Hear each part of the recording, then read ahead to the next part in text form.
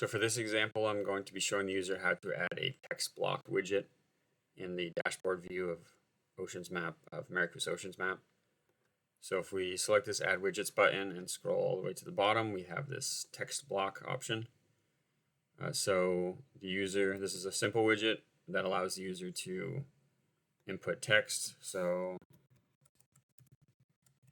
let's just say hello world,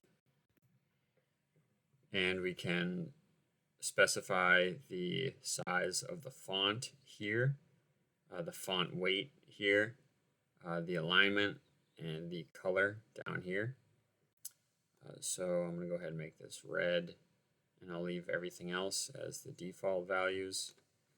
And I can add this widget, and you can see it populates here. So if we have a lot of text, I can make this widget larger, but for this example, it can be just a small section in the top left.